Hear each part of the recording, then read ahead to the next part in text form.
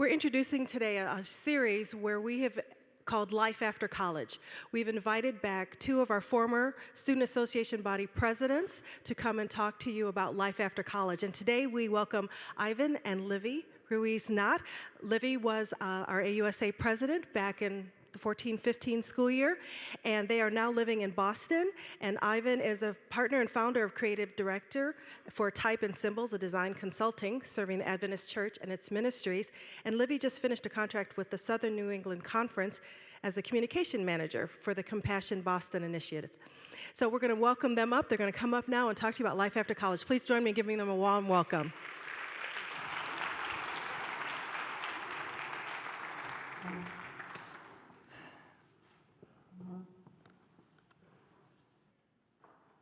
You graduate. Maybe you have a job lined up and waiting for you, or maybe you're still looking.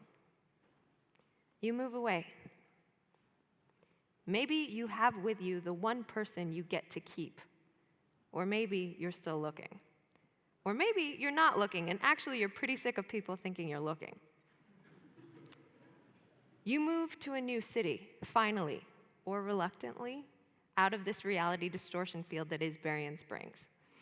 Maybe you're thrilled. Maybe you're sad. Maybe both. And suddenly, you have to learn how to adult. First of all, wow, cities are expensive. You don't know how to feed yourself yet, so you eat out a lot, which quickly makes it apparent that you need some sort of budget. You freak out about how much you've been spending, so you stop eating out altogether, but soon get sick from your new diet of basically only ramen noodles and Pop-Tarts. Even after you've nailed paying bills, doing laundry, and assembling IKEA furniture, you're overcome with paralysis at the thought of trying to find a new primary care physician. Eventually, you do get over this, but you have the same feeling every year of your life until you die when it comes to paying taxes. You have a good entry-level job in the field you paid thousands of dollars to study. Check. And you quickly realize there are some things you miss about school. The rhythm, for one. You don't have any clean breaks anymore. No month-long vacations. No ends or beginnings of semesters. You never finish anything again. Projects are ongoing. Also, you realize that you actually miss being graded. Because now, you don't get any affirmation. Instead of getting good grades when you've done a good job, you just don't get fired. And there are so few indicators to mark the passing of time. Work is kind of the same every day. You don't have any cool stories about dramatic run-ins with exes, rivals, or professors. You just type and click and drag and type and click and drag, and it's hard to have anything interesting to share at the end of the day. But who's asking? You get along with your coworkers okay, but it's a little tough to break into the friend groups that seem to have already formed. Low-key, you kind of wish there was some equivalent to freshman orientation, some magical week where everyone was new, where every person contained the promise or possibility of friendship. You had your crew at Andrews. Maybe you had more than a crew. Hey, maybe you were an RA or a class officer or starred in the play, or maybe you were even elected Student Association president. You were used to being somewhat of a big fish in a small pond.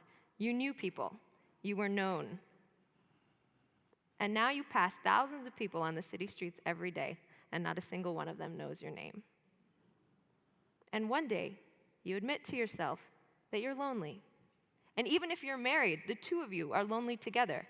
And just a little bit, you start to wonder why it is that people seem to choose where they live based on their careers, rather than just living near the people they like. And yes, you are going to church. After weeks of shopping around, you finally just pick a place. And honestly, it's rough. The music is rough. When there's music, some dear old man plays the piano on occasion. The very small congregation in what feels like a cavernous sanctuary sputters out the bars of some hymns you've never learned. The sermons are hit and miss, so church feels hit and miss for you. Because it's not like there's anything more to church than this once-a-week service. On non-potluck Sabbaths and potlucks happen, once every other month? People have practically vanished by the last note of the closing hymn. Still, you try to make friends at your church. But your church is full of older folks or families with young children. You make an effort with these people anyway, but somehow schedules don't line up. Or the city you moved to doesn't make hanging out with friends easy. Because you're used to jumping in your car and driving 10 miles in 10 minutes, but in the city, it takes you half an hour to get just 2 miles and another hour to find a legal parking spot, and inevitably you've missed some tiny sign and will return to a $75 ticket anyway. Every now and then, you try to keep in touch with your friends from back home or from school. You ask them how they're doing. You ask about adulting. You ask about their jobs, about their friends, about their new places, if they're lonely. And you ask them about church.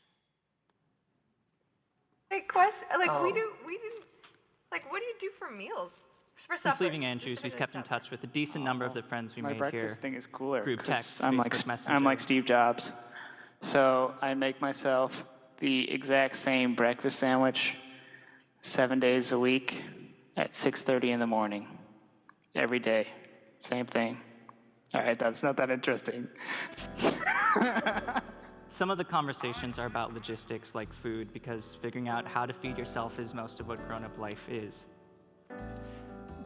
But a lot of our conversations are about how weird it is being away from Andrews, how strange a place Andrews was, and how different the rest of the world is.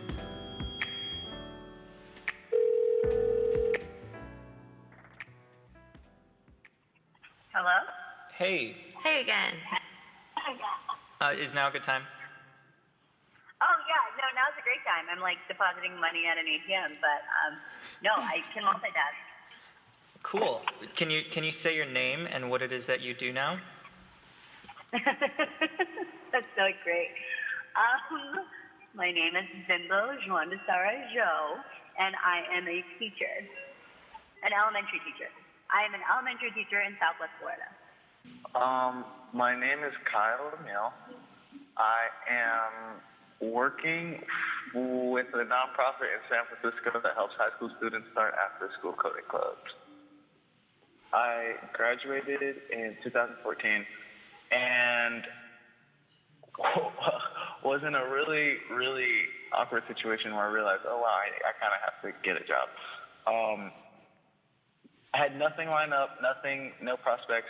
I knew that Whirlpool was down the street, quote unquote, in the town over.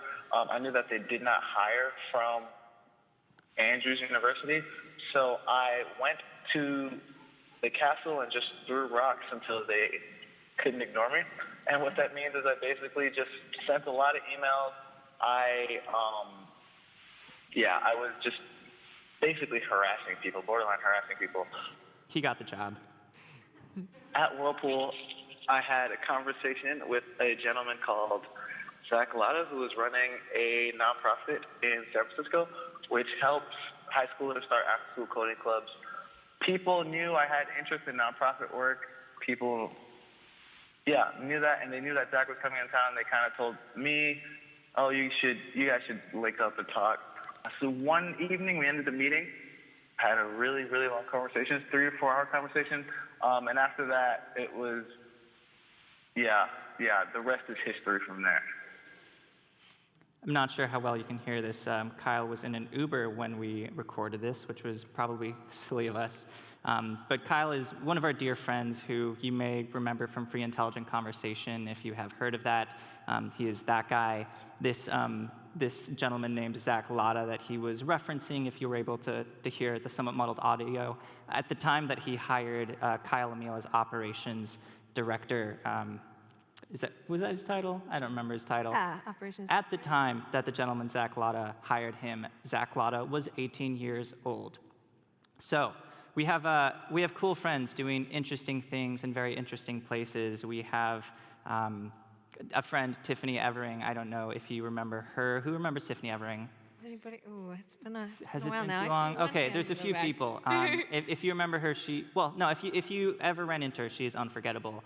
We talked to her for a bit about her executive assisting for Baz Luhrmann on the Netflix show The Get Down, which just a really fascinating story about how she got that job and how the production manager went to an Adventist school and how she had that really awkward conversation about the Sabbath and is it cool if she leaves at 3 p.m. on a Friday when everyone stays till 2 a.m. Saturday morning working on stuff. So a lot of what being out of college and out of Andrews has been for us is talking to our friends, getting a sense of how they're dealing with things, how are they adulting, how are they learning how to be Adventist out there in the world. And the one question that we keep coming back to with everybody, and everyone has a slightly different experience with this, is the question of church. I'm going to be playing a few pieces of audio, and apologies if the sound quality isn't quite there, but I think there's just some really interesting perspectives we've learned from other people that resonate with us as well.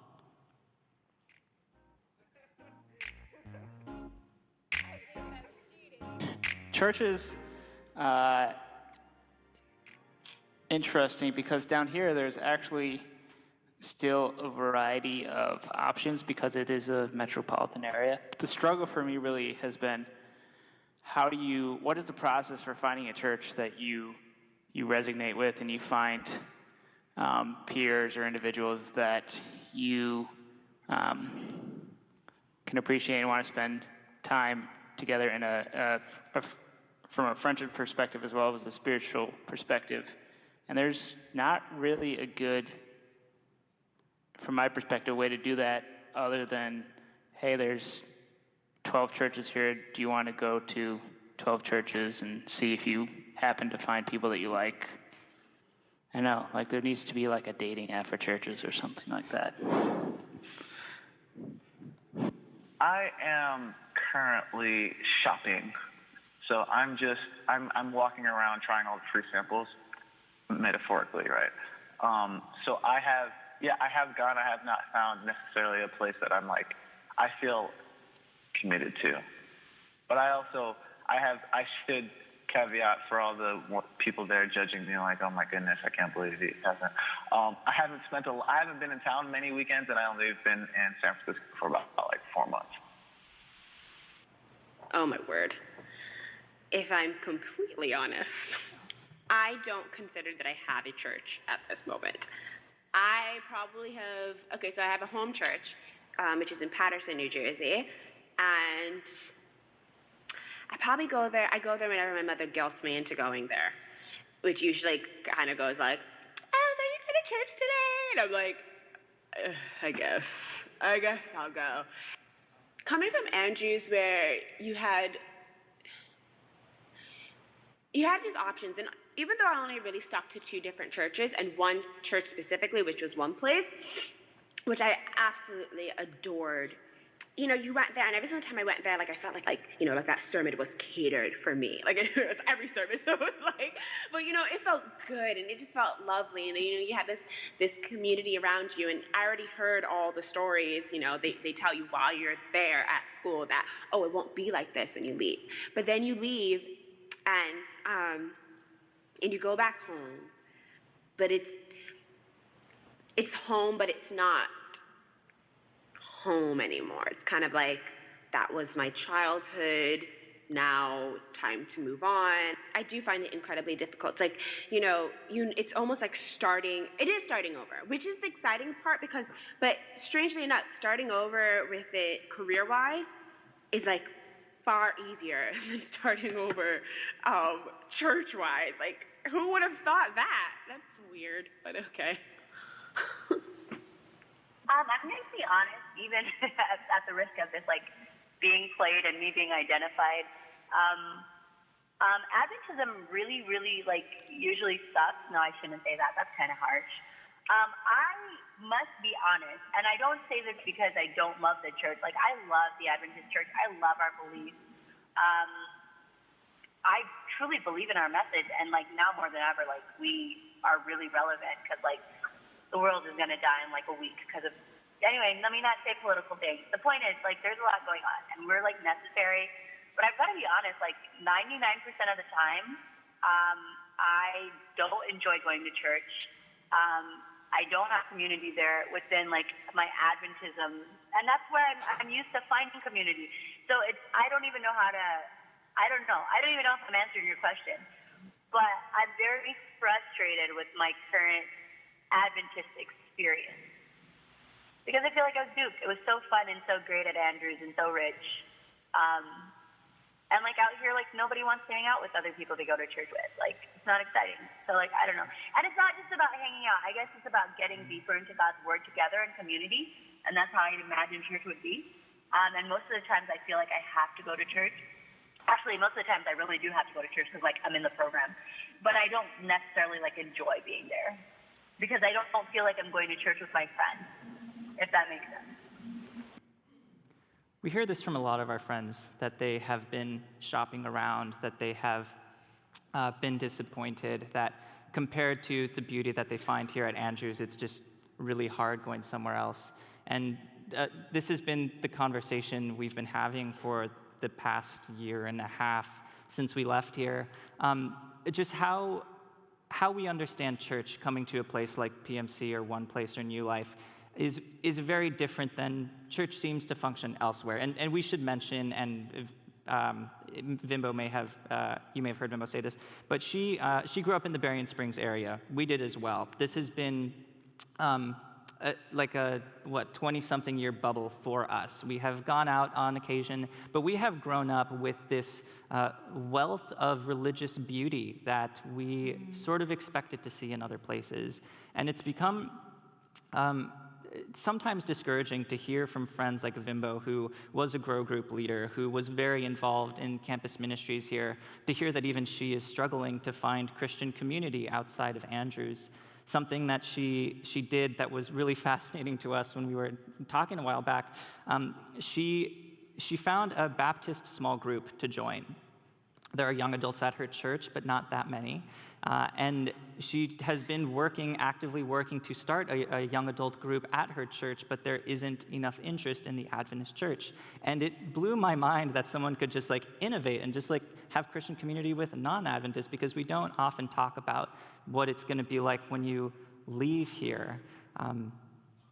And that I think for us has been the conversation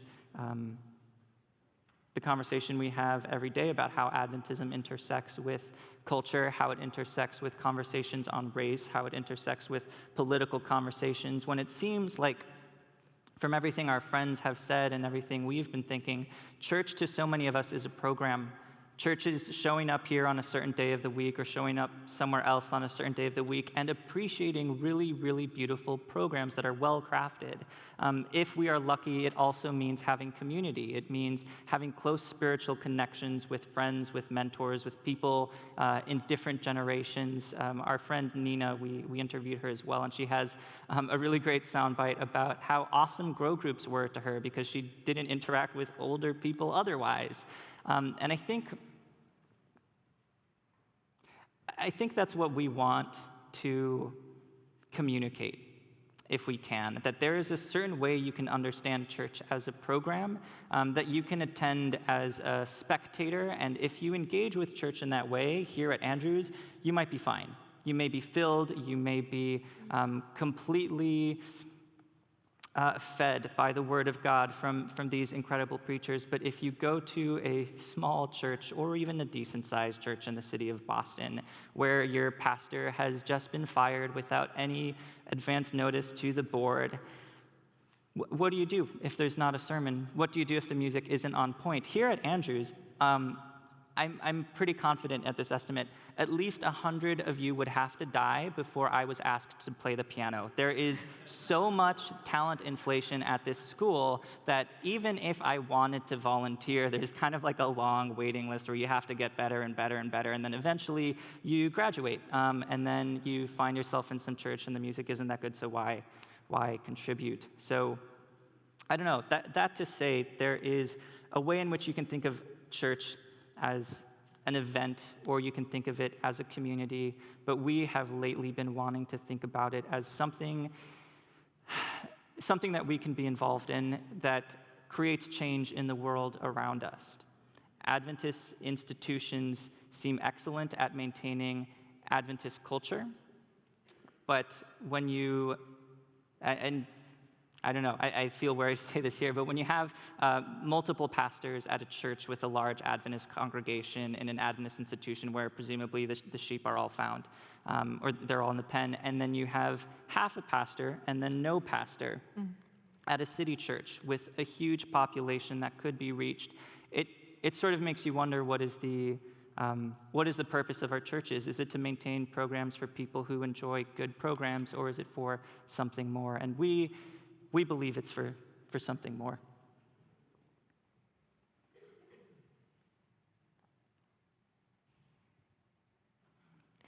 Most of our life after Andrews has been spent talking about the church. Basically a nonstop conversation about Adventism and how it intersects with everything else.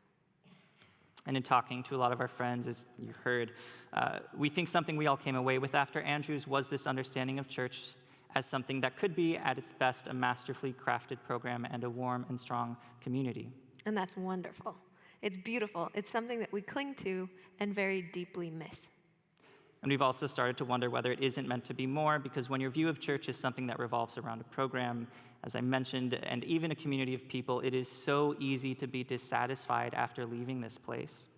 Church, at its best, we now believe, is meant to be a beautiful gathering and a welcoming community, and also very much an active and living agent in the world. How exactly we can help make it more alive, we're still not sure, but we know that we don't want to be spectators anymore. So as you look forward to leaving this small corner of Michigan, or someday as you look back on your time here, we have a blessing for you. May you drink deeply of all the beauty that surrounds you here. May you be gifted with the ability to appreciate things while you have them. May you find a glorious service and contribute to its splendor. May you find and build community. May you be a friend. And may you do even more. Thank you.